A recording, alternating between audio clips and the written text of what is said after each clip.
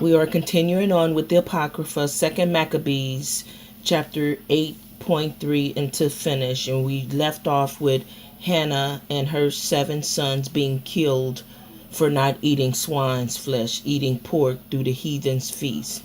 So here we go, 8.3. And that he, Ahiah, would have compassion upon the city, sore defaced and ready to be made even with the ground, and hear the blood that cried unto him, and remember the wicked slaughter of harmless infants, and the blasphemies committed against his name, and that he would show his hatred against the wicked.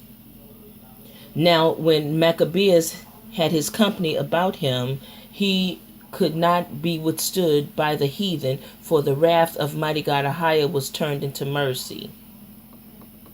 Therefore he came at unawares and burnt up towns and cities, and got into his hands the most commodious place, and overcame and put to flight no small number of his enemies.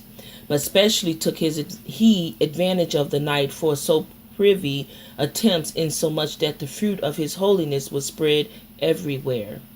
So when Philip saw that this man increased by little and little, and that things prospered with him still more and more, he wrote unto Ptolemaeus, the governor of Seleucia,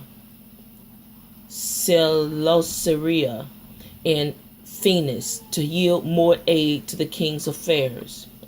Then forthwith choosing Nicanor, the son of Patroclus, one of his special friends, he sent him with no fewer than 20,000 of all nations under him, to root out the whole generation of Jews. And with him he joined also Gorgias, a captain, who in matter of war had great experience. So Nicanor undertook to make so much money of the captive Jews as should defray the tribute of 2,000 talents, when the king was to pay to the Romans. Wherefore immediately he sent to the cities upon the sea coast, proclaiming a sale of the captive Jews, and promising that they should have 80 bodies for 1 talent, not expecting the vengeance that was to follow upon him from the Almighty God Ahiah. Now when word was brought unto Judas of Nicanor's coming, and he had imparted unto those that were with him that the army was at hand, they that were fearful and distrusted the justice of mighty God Ahiah fled, and conveyed themselves away. Others sold all that they had left, and withal besought Ahiah to deliver them, sold by wicked Nicanor before they met together. And if not for their own sakes, yet for the covenants he had made with their fathers, and for his holy and glorious name's sake, by which they were called. So Maccabees called his men together unto the number of 6,000, and exhorted them not to be stricken with terror or of the enemy, nor to fear the great multitude of the heathen who came wrongly against them, but to fight manfully, and to set before their eyes the injury that they had unjustly done to the holy place, and the cruel handling of the city, whereof they made a mockery, and also the taking away of the government of their forefathers. For they said, he trusts in their weapons and boldness, but our confidence is in Almighty Ahiah, who at beck can cast down both them and come against us, and also all the world. Moreover, he recounted unto them what helps their forefathers had found, and how they were delivered when under Sennacherib, and 180,000 perished. And he told them of the battle that they had in Babylon with the Galatians, how they came but 8,000 in all to the business, with 4,000 Macedonians, and that the Macedonians being perplexed, the 8,000 destroyed, and 120,000 because of the help that they had from heaven, and so received a great booty. Thus when he had made them bold with these words, and ready to die for the law and the country, he divided his army into 4 parts, and joined with himself his own brethren, leaders of each band, so with Simon and Joseph and Jonathan, giving each one 15,000 men. Also, he appointed Eleazar to read the holy book, and when he had given them this watchword, to help of mighty God Ahiah himself leading the first band. And by the help of Almighty, they slew above 9,000 and their enemies, and wounded and maimed the most part of Nicanor's host, and so put all to flight, and took their money that came to buy them, and pursued them far, but lacking time they returned. For it was the day before the Sabbath, and therefore they would no longer pursue them. So when they had gathered their armor together and spoiled their enemies, they occupied themselves about the Sabbath, yielding exceeding praise and thanks to mighty God Ahiah, who had preserved them until that day, which was the beginning of mercy distilling upon them. And after the Sabbath, when they had given part of their spoils to the maimed, and the widows, and the orphans, and the residue, they divided among themselves and their servants. When this was done, and they had made a common supplication, they besought the merciful King Ahiah to be reconciled with his servants forever. Moreover, of those that were with Timotheus and Maccabees, who fought against them, they slew above 20,000, and very easily got high in strongholds, and divided among themselves many spoils, more, and made the maimed, orphans, widows, yea, and the aged also equal in spoils with themselves. And when they had gathered their armor together, they laid them up all carefully in convenient places, and the remnant of the spoils they brought to Jerusalem. They slew also Philorchius, that wicked person who was with Timotheus, and had annoyed the Jews many ways. Furthermore, at such time as they kept the feast for the victory in their country, they burned Calathenes, that had set fire upon the holy gates, who had fled into a little house, and so he received a reward meet for his wickedness. As for the most ungracious Nicanor, who had brought 1,000 merchants to buy the Jews, he was through the help of mighty God Ahiah brought down by them, and whom he had made least account, and putting off his glorious apparel and discharging his company, he came like a fugitive servant through the mainland of Antioch, having very great dishonor, for that his host was destroyed. Thus he that took upon him to make good to the Romans their tribute by means of captives in Jerusalem, told abroad that the Jews had God, mighty God Ahiah, to fight for them, and therefore they could not be hurt, because they followed the laws that he gave them. About that time came Antiochus with dishonor out of the country of Persia, for he had entered the city called Persepolis, and went about to rob the temple and to hold the city, whereupon the multitude, running to defend themselves with their weapons, put them to flight. And so it happened that Antiochus, being put to flight of the inhabitants, returned with shame. Now when he came to Ecbatane, news was brought him what had happened unto Nicanor and Timotheus, that swelling with anger, he thought to avenge upon the Jews the disgrace done unto him by those that made him flee. Therefore commanded he his chariotmen to drive without ceasing, and to dispatch the journey, the judgment of mighty God Ahiah now following him. For he had spoken proudly in this sort, that he would come to Jerusalem and make it a common burying place of the Jews.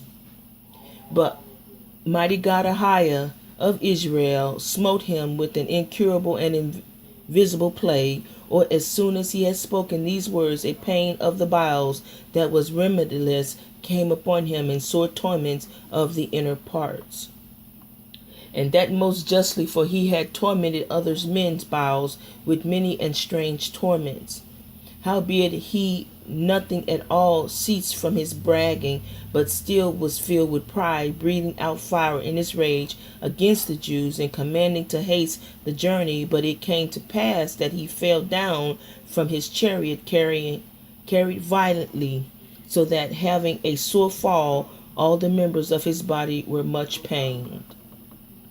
And thus that a little aforethought he might command the waves of the sea, so proud was he beyond the condition of man, and weighed the high mountains in a balance, was now cast on the ground and carried in a horse litter, showing forth unto all the manifest power of mighty God Ahiah.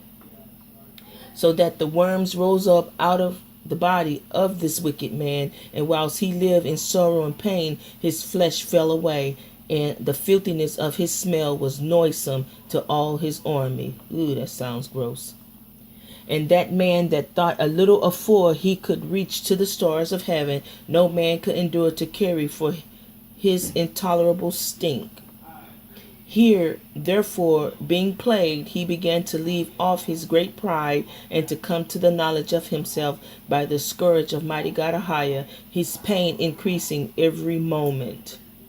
And when he himself could not abide his own smell, he said these words, It is meet to be subject unto mighty God Ahiah, and that a man that is mortal should not proudly think of himself if he were God.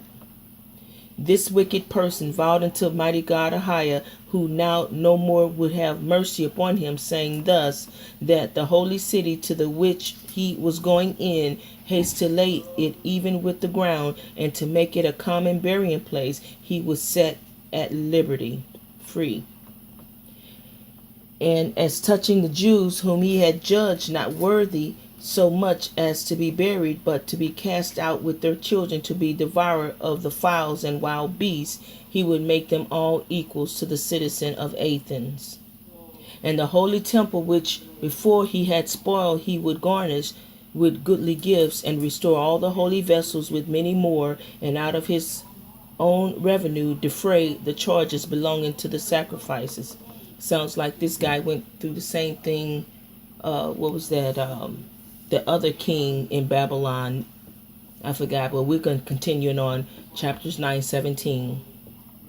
Yeah, and that also he would become a Jew himself, and go through all the world that was inhabited, and declare the power of mighty God Ahiah.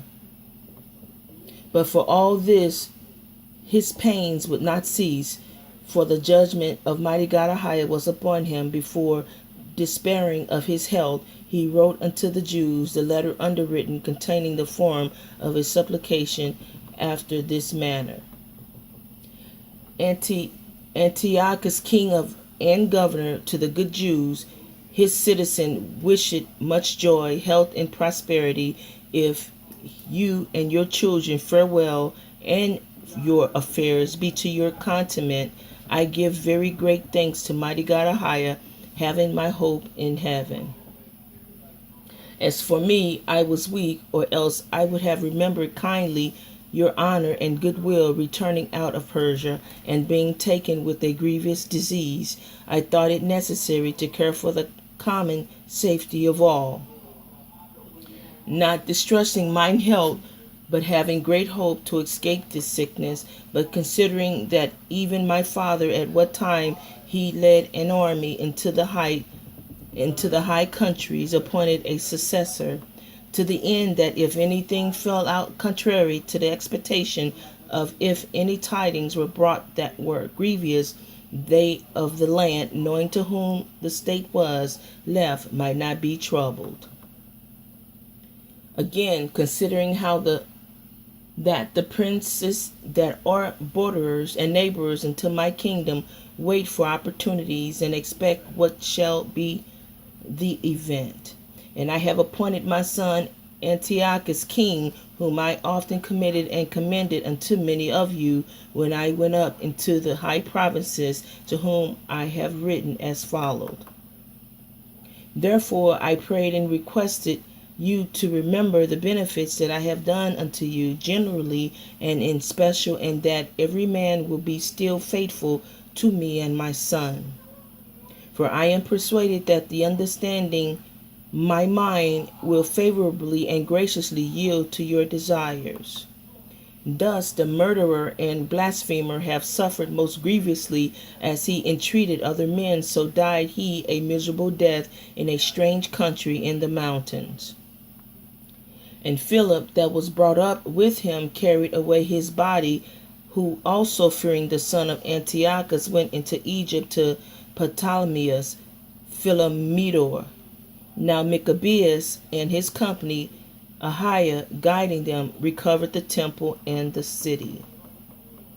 But the altars which the heathen had built in the open street, and also the chapels, they pulled down. And having cleansed the temple, they made another altar, and striking stones, they took fire out of them, and offered a sacrifice after 2 years, and set forth incense and lights and showbread.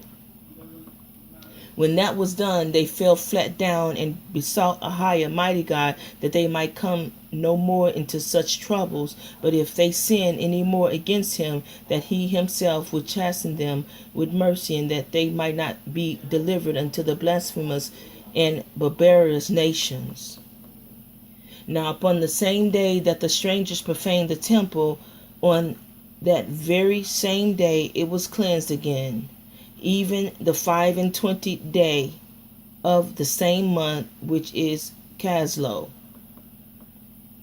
And they kept the 8 days with gladness, and as in the Feast of Tabernacles, remembering that not long afore they had held the Feast of the Tabernacles, when as they wandered in the mountains and dens like beasts. Therefore they bare branches and fir boughs and palms also, and sang psalms unto him that had given them good success in cleansing his place. Blessed be Ahiah. They ordained also by a common statute and decree that every year those days should be kept of the whole nation of the Jews, and this was the end of Antiochus, called Epiphanes. Now will we declare the acts of Antiochus Epictetus, who was the son of the wicked man, gathering briefly the calamities of the wars. So when he was come to the crown, he set one Lysias over the affairs of his realm, and appointed him his chief governor of Seleucia and Phoenix. For Ptolemaeus, that was called Macron, choosing rather to do justice unto the Jews for the wrong that had been done unto them, endeavored to continue peace with them.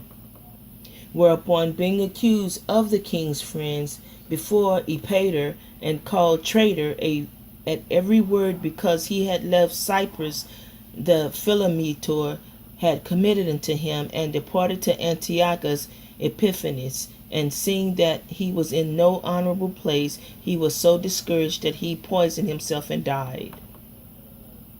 But when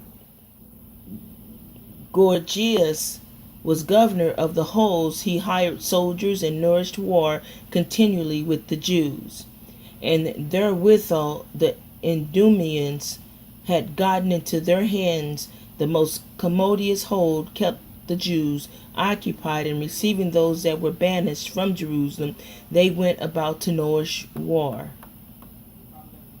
They that were in Maccabees made supplication and besought mighty God Ahiah that he would be their helper, and so they ran with violence upon the strongholds of the Idumeans.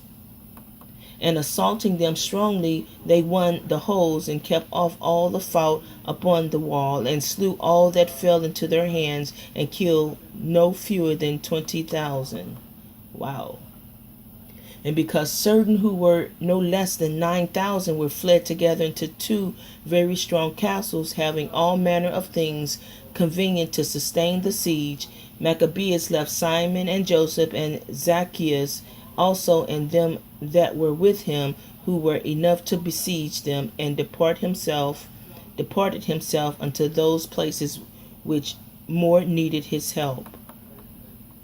Now they that were with Simon, being led with covetousness, were persuaded for money through certain of those that were in the castle, and took 70,000 drachms, and left some of them escape.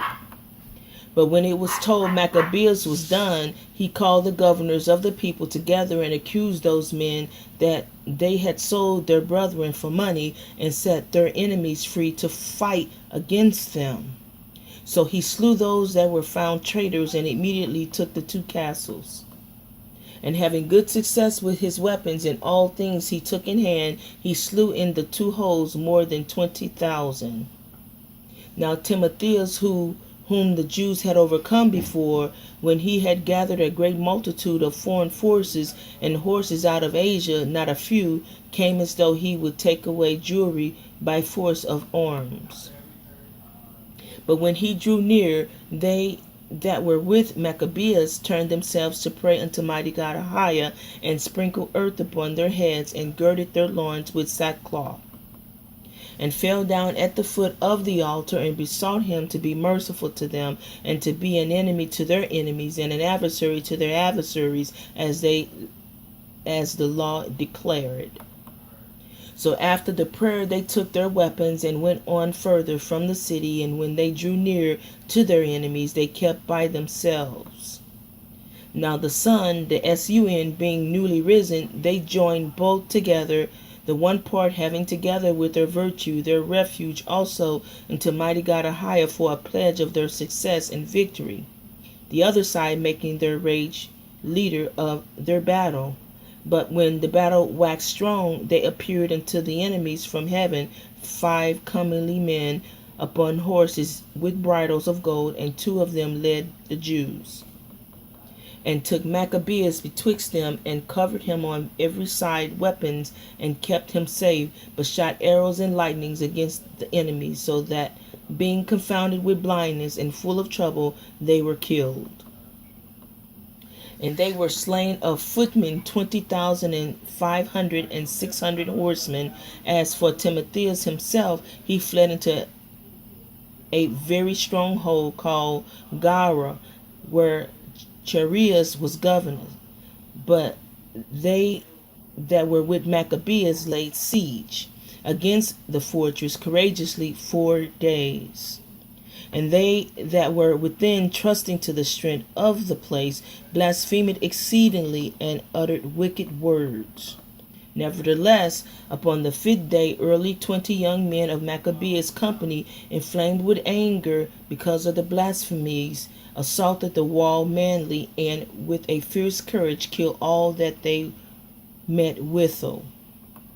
Others likewise, ascending after them, whilst they were abused with them that were within, burnt the towers, and kindling fires burnt the blasphemers alive. And others broke open the gates, and having received in the rest of the army, took the city, and killed Timotheus that was hid in a certain pit, and Chereas his brother with Apollophanes.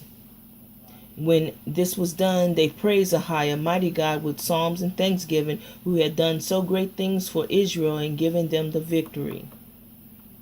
Not long after, the Lysias, the king's protector and cousin, who also managed the affairs, took sore displeasure for the things that were done.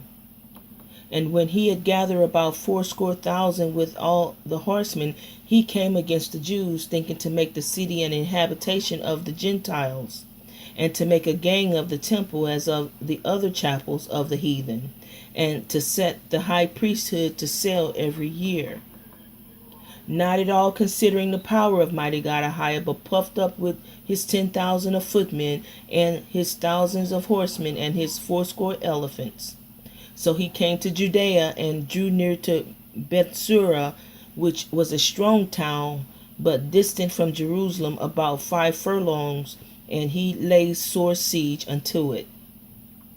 Now when they that were with the Maccabees heard that he besieged the host, they and all the people with lamentation and tears besought Ahiah that he would send a good angel to deliver Israel. Then Maccabees himself first of all took weapons, exhorting the other that they would jeopard themselves together with him to help their brethren. So they went forward together with a willing mind. And as they were at Jerusalem, they appeared before them on horseback, one in white clothing, shaking his armor of gold. Then they praised the merciful mighty God Ahiah all together, and took heart, insomuch that they were ready not only to fight with men, but with most cruel beasts, and to pierce through walls of iron. Thus they marched forward in their armor, having a helper from heaven. For mighty God Ahiah was merciful unto them, and giving a charge upon their enemies like lions, they slew 11,000 footmen and 1,600 horsemen, and put all the others to flight. Many of them also, being wounded, escaped naked, and Lysias himself fled away shamefully, and so escaped. Who as he was a man of understanding, casting with himself what loss he had, and considering that the Hebrews could not be overcome, because the mighty God Ahiah helped them, he sent unto them, and persuaded them to agree to all reasonable conditions, and promised that he would persuade the king that he must needs be a friend unto them. Then Maccabees consent to all that Lysias desired, being careful of the common good, and whatsoever Maccabees wrote unto Lysias concerning the Jews, the king granted it. For there were letters written unto the Jews from Lysias to this effect: Lysias unto the people of the Jews sendeth greeting. John and Absalom, who were sent from you, delivered me the petition subscribed, and made request for the performance of the contents thereof. Therefore, what things soever were meet to be reported to the king, and I have declared them, and had granted as much as might be. And if then you will keep yourselves loyal to the state, hereafter also will I endeavor to be a means of your good. But of the particulars I have given order both to these and the other that came from me to commune with you. Fare you well. The 148th year, the 24th day of the month Dioscorinthius. Now the king's letter contained these words: King Antiochus unto his brother Lysias sendeth greeting. Since our Father is translated into the gods, our will is that they that are in our realm live quietly, that every one may attend upon his own affairs. We understand also that the Jews would not consent to our Father for to be brought into the customs of the Gentiles, but had rather keep their own manner of living, for the which cause they require of us that we should suffer them to live after their own laws. Wherefore our mind is that the nation shall be in rest, and we have determined to restore them their temple, that they may live according to the customs of their forefathers. Thou shalt do well therefore to send unto them, and grant them peace, that when they are certified of our mind, that may be of good comfort, and ever go cheerfully about their own affairs. And the letter of the king unto the nations of the Jews was after this manner: King Antiochus sendeth greeting unto the council and the rest of the Jews. If you fare well, we have our desire. We are also in good health.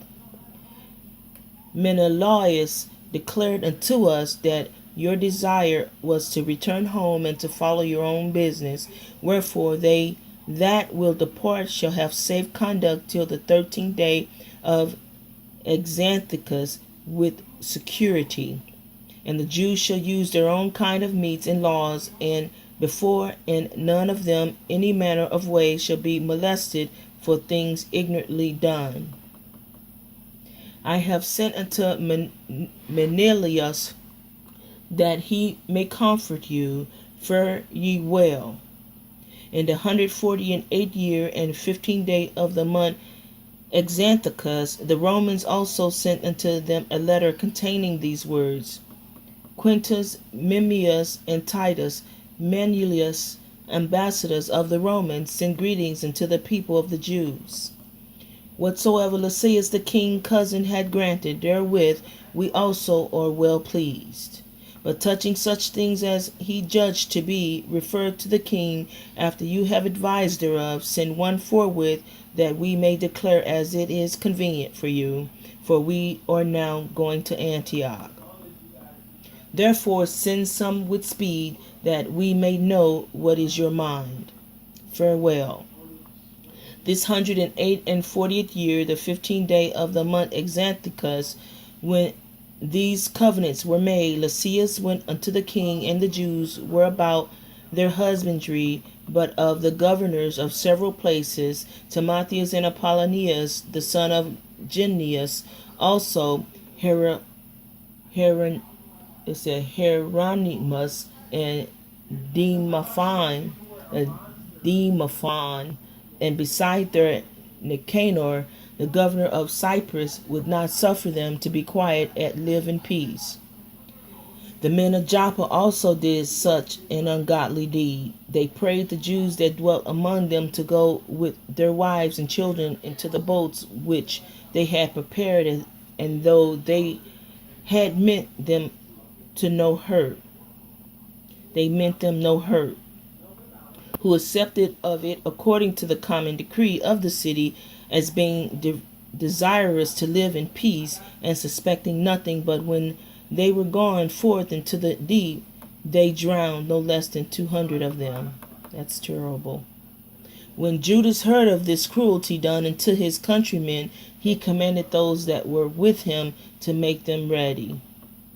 And calling upon mighty God Ahiah, the righteous judge, he came against those murderers of his brethren, and burnt the haven by night, and set the boats on fire, and those that fled thither he slew. And when the town was shut up, he went backward, as if he would return to root out all them of the city of Joppa. But when he heard that the Jamnites were minded to do in like manner unto the Jews that dwelt among them, he came upon the Jamnites, I'm call it Jamnites, also by night, and set fire upon the haven, and the navy, so that the light of the fire was seen in Jerusalem 240 furlongs off. Now when they were gone from thence 9 furlongs in their journey toward Timotheus, no fewer than 5,000 men on foot and 500 horsemen of the Arabians set upon him. Please forgive me for the names. Whereupon there was a very sore battle, but Judas, side by the help of mighty God Ahiah, got the victory. So that the nomads of Arabia, being overcome, besought Judas for peace, promising both to give him cattle and to pleasure him otherwise. Then Judas, thinking indeed that they would be profitable in many things, granted them peace, whereupon they shook hands, and so they departed to their tents. He went also about to make a bridge to a certain strong city, which was fenced about with walls, and inhabited by people of diverse countries, and the name of it was Caspis. But they that were within it put such trust in the strength to the walls and provision of victuals, that they behaved themselves rudely toward them that were with Judas, railing and blaspheming, and uttering such words as were not to be spoken. Wherefore Judas with the company, calling upon the great king Ahiah of the world, who without rams of engines of war did cast down Jericho in the time of Joshua, gave a fierce assault against the wall. Against the walls, and took the city by the will of mighty God Ahiah, and made unspeakable slaughters, insomuch that a lake 2 furlongs broad, near adjoining thereunto, being filled full, was seen running with blood. Then departed they from thence 750 furlongs, and came to Cheraka, unto the Jews that are called Tabini. But as for Timotheus, they found him not in the places, but for before he had dispatched anything, he departed from thence, having left a very strong garrison in a certain hold. Howbeit Dositheus and Sospater, who were of Maccabees captain, went forth and slew those that Timotheus had left in the fortress, about 10,000 men. And Maccabees ranged his army by bands, and set them over the bands, and went against Timotheus, who had about him 120,000 men on men of foot, and 2,500 horsemen. Now when Timotheus had knowledge of Judas coming, he sent the women and children and the other baggage into a fortress called Carnion, for the town was hard to besiege and uneasy to come into, by reason of the straitness of all the places. But when Judas his first band came in sight, the enemies being smitten with fear and terror through the appearing of him who seeth all things, fled amain, one running into this way and another that way, so as that they were oft hurt of their own men, and wounded with the points of their own swords. Judas also was very earnest in pursuing them, killing those wicked wretches, of whom he slew about 30,000 men. Moreover, Timotheus himself fell into the hands of Dositheus and Sospater, whom he besought with much craft to let him go with his life, because he had many of the Jews' parents, and the brethren of some of them, who if they put him to death should not be regarded. So when he had assured them with many words that he would restore them without hurt, according to the agreement, they let him go for the saving of their brethren. Then Maccabees marched forth to Carnion and to the temple of Atargatis, and there he slew 25,000 persons. And after he had put to flight and destroyed them, Judas removed the host toward Ephron, a strong city wherein Lysias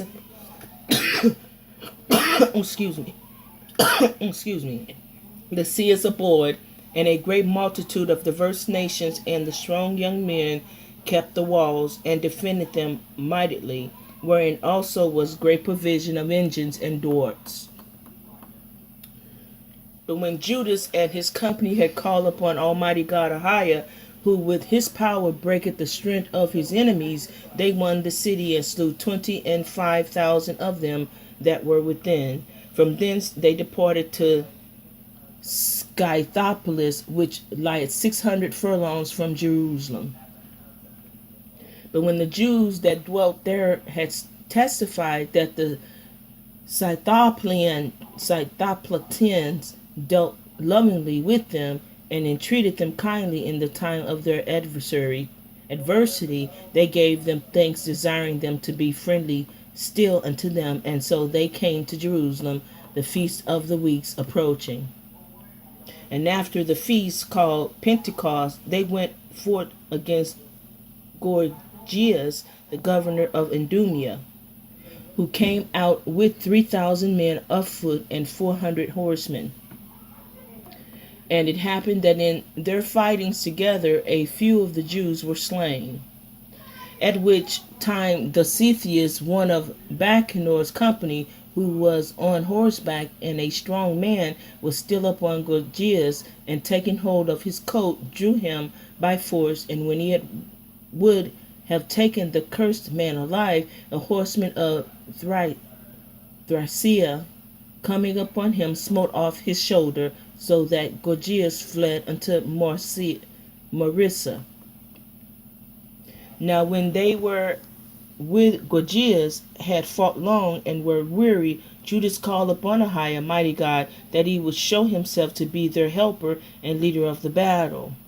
And with that he began his own language and psalms with a loud voice, and rushing unawares upon Gorgias' men, he put them to flight. So Judas gathered his host and came into the city of Odalam, and when the 7th day came, they purified themselves as the customs was, and kept the Sabbath in the same place. And upon the day following, as the use had been, Judas and his company came to take up the bodies of them that were slain, and to bury them with their kinsmen in their father's grave. Now under the coats of every one that was slain, they found things consecrated to the idols of the Ammonites, which is forbidden by the Jews by the law. Then every man saw that this was the cause wherefore they were slain. All men therefore, praising mighty God Ahiah, the righteous judge, who had opened the things that were hid, betook themselves into prayer, and besought him that the sin committed might wholly be put out of the remembrance. Besides, that noble Judas exhorted the people to keep themselves from sin, forsomuch as they saw before their eyes the things that came to pass for the sins of those that were slain. And when he had made a gathering throughout the company to the sum of 2,000 drachms of silver, he sent it to Jerusalem to offer a sin offering, doing therein very well and honestly, in that he was mindful of the resurrection.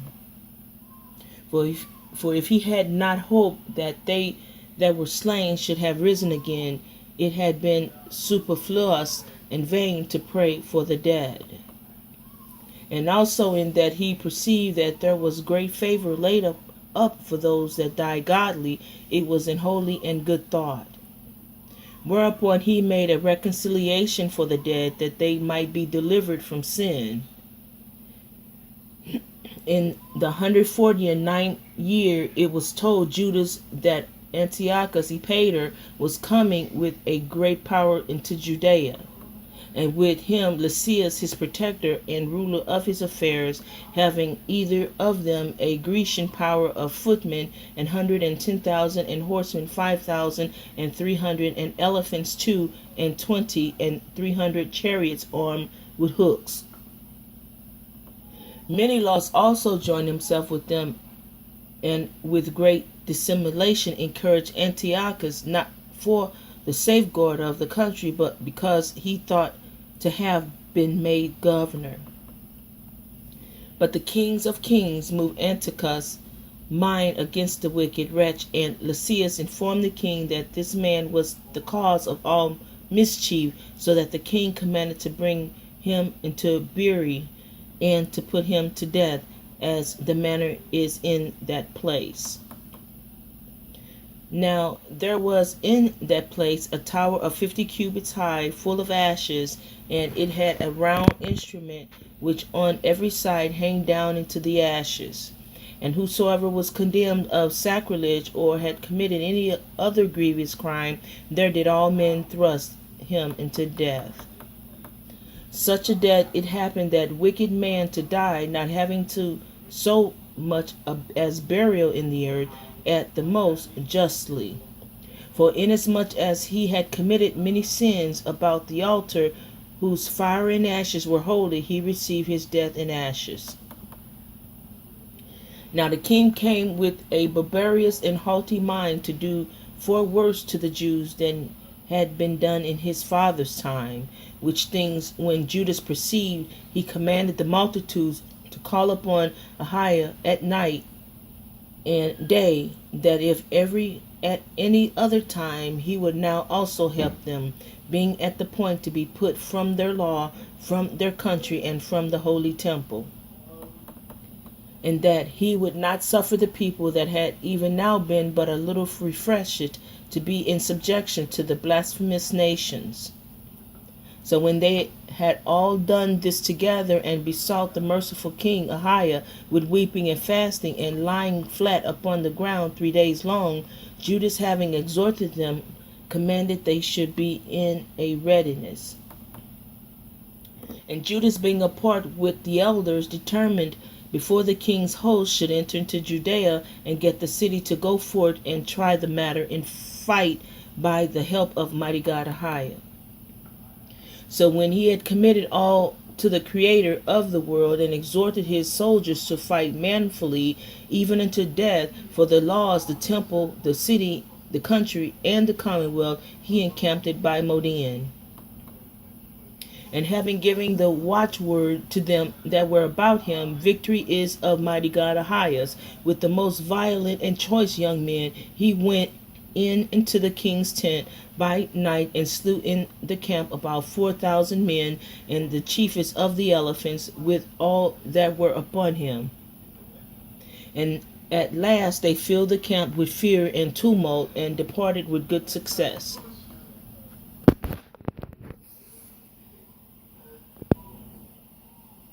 This was done in the break of the day, because the protection of mighty God Ahiah did help him.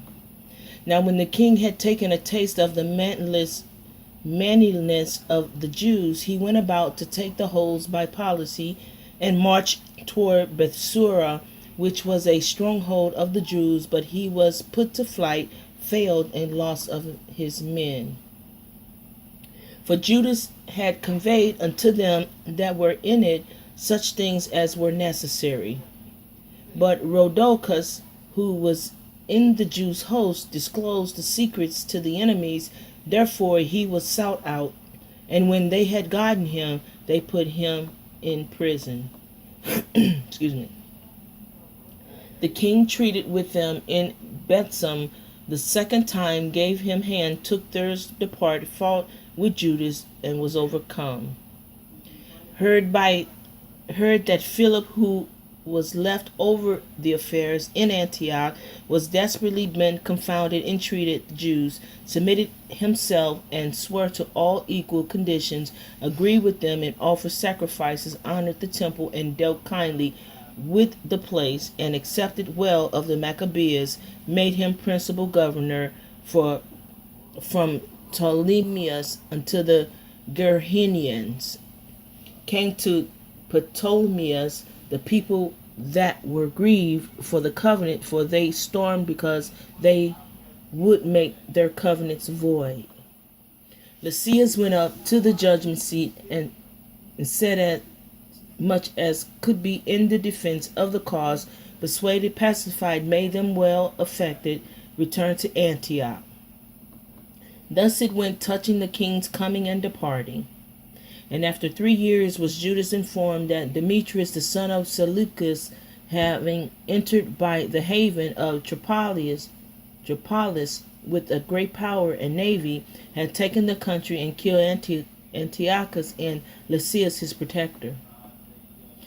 Now one Alchemus,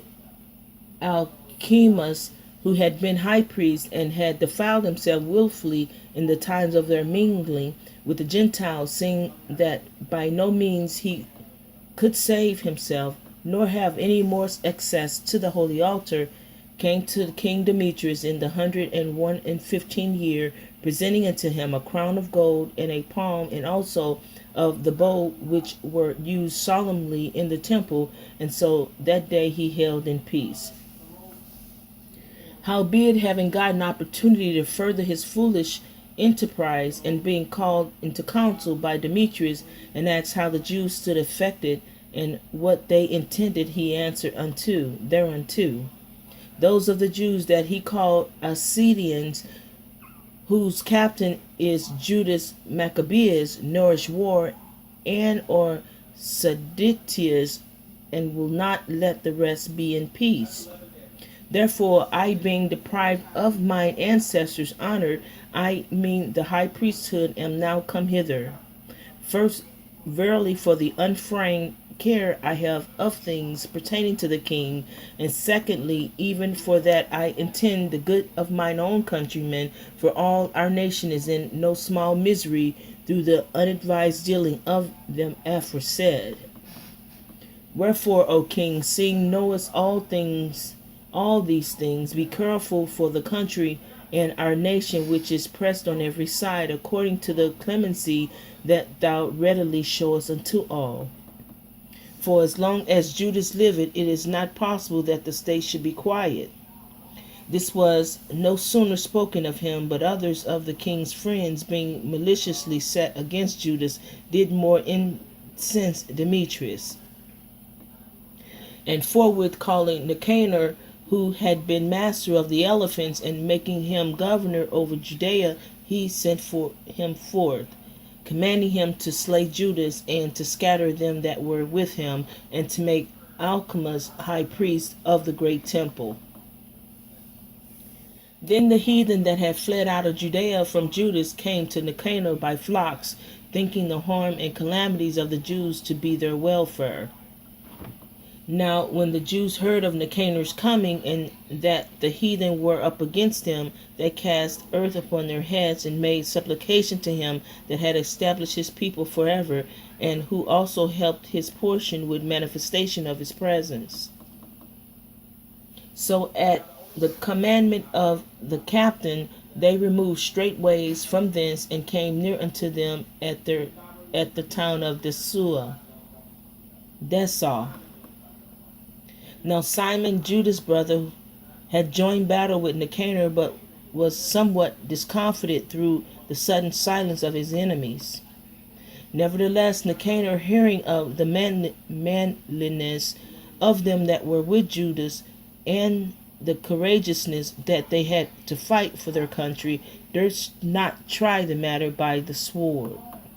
Wherefore he set Posidonius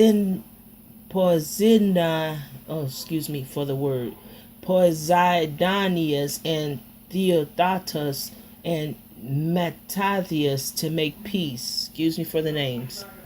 So when they had taken long advisement thereupon, and the captain had made the multitude acquainted with herewith, it appears that they were all of one mind. They consented to the covenants, and appointed a day to meet in together by themselves.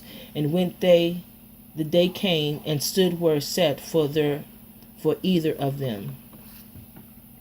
Ludus placed armed men ready in convenient places, lest some treachery should be suddenly practiced by the enemy. So they made a peaceful conference. Now Nicanor abode in Jerusalem, and did no hurt, but sent away the people that came flocking unto him. And he would not willingly have Judas out of his sight, for he loved the man from his heart. He prayed him also to take a wife and to beget children. So he married, was quiet, and took part of this life. But Alchemus, perceiving the love that was betwixt them, and considering the covenants that were made, came from Demetrius, and told him that Nicanor was not well affected toward the state, for that he had ordained Judas, a traitor to his realm, to be the king's successor. Then the king, being in a rage, and provoked with the accusations of the most wicked man, wrote to Nicanor, signifying that he was much displeased with the covenants, and commanding him that he should send Maccabees prisoner in all haste unto Antioch. When this came to Nicanor's hearing, he was much confounded in himself, and took it grievously that he should make void the articles which were agreed upon, the man being in no fault. But because there was no dealing against the king, he watched his time to accomplish this thing by policy. Notwithstanding, when Maccabees saw that Nicanor began to be churlish unto him, and that he entreated him more roughly than he was wont, perceiving that such sour behavior came not of good, he gathered together not a few of his men, and withdrew himself from Nicanor. But the others, knowing that he was notably prevented by Judas' policy, came into the great and holy temple, and commanded the priests that were offering their usual sacrifices to deliver him the man. And when they swore that they could not tell where the man was whom he sought, he stretched out his right hand toward the temple, and made an oath in the manner, if ye will not deliver me Judas as a prisoner, I will lay this temple of mighty God Ahiah even with the ground, and I will break down the altar, and erect a notable temple unto Bacchus. After these words he departed. Then the priests lifted up their hands toward heaven, and besought him that was ever a defender of their nation, saying in this manner, Thou, O mighty God Ahiah of all things, who has need of nothing, was pleased that the temple of thine inhabitation should be among us. Therefore now, O holy mighty God, King of all holiness, keep this house ever undefiled, which lately was cleansed, and stopped every unrighteous mouth. Now was there accused unto Nicanor and Rhasis one of the elders of Jerusalem, a lover of his countrymen, and a man of very good report, who for his kindness was called a father of Jews. For in the former times, when they mingled not themselves with the Gentiles, he had been accused of Judaism, and did boldly jeopard his body and life with all vehemency for the religion of the Jews. So Nicanor, willing to declare the hate that he bare unto the Jews, sent above 500 men of war to take him. For he thought by taking him to do the Jews much hurt. Now when the multitude would have taken the tower, and violently broken into the outer door, and bade that fire should be brought to burn it, he, being ready to be taken on every side, fell upon his sword, choosing rather to die manfully than to come into the hands of the wicked, to be abused otherwise than beseem his noble birth. But missing his stroke through haste, the multitude also rushing within the doors, he ran boldly up to the wall, and casting himself down manfully among the thickest of them. But they quickly giving back, and a space being made, he fell down into the midst of the void place. Nevertheless, while they were yet breathed within him, with breath within him, being inflamed with anger, he rose up, and though his blood gushed out like spouts of water, and his wounds were grievous, yet he ran through the midst of the throng, and standing upon a steep rock, when as his blood was now quite gone, he plucked out his bowels, and taking them in both his hands, and he cast them upon the throne, and calling upon Ahiah of life and spirit to restore him those again, thus he died. But Nicanor, hearing that Judas and his company were in the strong place about Samaria, resolved without any danger to set upon them on the Sabbath day. Nevertheless, the Jews that were compelled to go with him said, O destroy not so cruelly and barbarously, but give honor to that day which he that seemeth all things had honored with holiness above all other days. Then the most ungracious wretch demanded if there were a mighty one in heaven that had commanded the Sabbath day to be kept. And when they said, There is in heaven a living king, mighty God Ahiah, who commanded the 7th day to be kept. Then said the other, And I also am mighty upon earth, and I command to take arms, and to do the king's business. Yet he obtained not to have his will done. So Nicanor, in exceeding pride and haughtiness, determined to set up a public monument of his victory over Judas and them that were with him. But Maccabees had ever such confidence that the king, mighty God Ahiah, would help him. Wherefore he exalted his people not to fear the coming of the heathen against them, but to remember the help which in former times they had received from heaven, and now to expect the victory and aid which should come unto them from Almighty God Ahiah. And so comforting them out of the law and the prophets, and withal putting them in mind of the battles that they won afore, he made them more cheerful. And when he had stirred up the minds, he gave them their charge, showing them therewithal the falsehood of the heathen and the breach of oaths. Thus he armed every one of them, not so much with defense of shields and spears as with comfortable and good words, and beside that he told them a dream worthy to be believed, as if it had been so indeed, which did not a little rejoice them. And this was his vision, that Ananias, who had been high priest, a virtuous and a good man, reverent in conversation, gentle in condition, well spoken also, and exercised from a child in all points of virtue, holding up his hands, prayed for the whole body of the Jews. This done in like manner, they appeared a man with gray hairs, and exceedingly glorious, who was of a wonderful and excellent majesty. Then Ananias answered, saying, This is a lover of the brethren, who prayed much for the people and for the holy city, to wit, Jeremias, the prophet of mighty God Ahiah. Whereupon Jeremiah, holding forth his right hand, gave to Judas a sword of gold, and in it giving it spake thus, Take this holy sword, a gift from mighty God Ahiah, with which thou shalt wound the adversaries. Thus being well comforted by the words of Judas, which were very good and able to stir them up to valor and to encourage the hearts of the young men, they determined not to pitch camp, but courageously set upon them, and manfully to try the matter by conflict, because the city and the sanctuary and the temple were in danger. For the care that they took for their wives and their children, their brethren and folk, was in least account with them. But the greatest and principal fear was for the holy temple.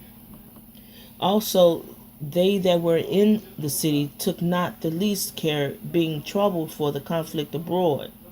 And now when as all looked what should be the trial, and the enemies were already come near, and the army was set in array, and the beasts conveniently placed, and the horsemen set in wings, Maccabees, seeing the coming of the multitude and the diverse preparations of armor, and the fierceness of the beast, stretched out his hand toward heaven, and called upon mighty God Ahiah that worketh wonders, knowing that victory cometh not by arms, but even as it seemed good to him, he giveth it to such as are worthy. Therefore in his prayer he said after this manner, O mighty God Ahiah, thou didst send thine angel in the time of Ezekias, king of Judea, and didst slay in the host of Sennacherib 185,000. Wherefore now also, O King, mighty God Ahiah of heaven, send a good angel before us for a fear and dread upon them, and through the might of thine arm let those be stricken with terror that come against the holy people to blaspheme. And he ended thus. Then Nicanor and they that were with him came forward with trumpets and songs. But Judas and his company encountered the enemies with invocation and prayer, so that fighting with their hands and praying unto mighty God Ahiah with their hearts, they slew no less than 35,000 men, for through the appearance of mighty God Ahiah they were greatly cheered. Now when the battle was done, returning again with joy, they knew that Nicanor lay dead in his harness. Then they made a great shout and a noise, praising the Almighty God in their own language. And Judas, who was ever the chief defender of the citizens, both in body and mind, and who continued his love toward his countrymen all his life, commanded to strike off Nicanor's head and his hand with his shoulder, and bring them to Jerusalem. So when he was there, and called them of his nation together, and set the priests before the altar, he sent for them that were of the tower, and showed them vile Nicanor's head, and the hand of the blasphemer, which with proud brags he had stretched out against the holy temple of the Almighty. And when he had cut off the tongue of that ungodly Nicanor, he commanded that they should give it by pieces into the fowls, and hang up the reward of his madness before the temple. So every man praised toward the heaven the glorious King, mighty God Ahiah, saying, Blessed be he that had keepeth his own place undefiled. He hanged also Nicanor's head upon the tower, and evident the manifest sign unto all of the help of mighty God Ahiah. And they ordained all with a common decree, in no case to let that day pass without solemnity, but to celebrate the 13th day of the 12th month, which is Syrian's tongue is called Adar, the day before Mardochius Day. Excuse me for the names. Thus went it with Nicanor, and from the time forth the Hebrews had the city in their power, and herewith I make an end. And if I had done well, and as in fitting the story, it is that which I desire, but it slenderly and meanly it is that which I could attain unto. For as it is hurtful to drink wine or water alone, And as wine mingled, the water is pleasant and delighted the taste. Each, even so speech finely framed, delighted the ears of them that read the story. And here shall be an end. And that is the end of Second Maccabees of the King James Bible, 1611. Thank you for listening.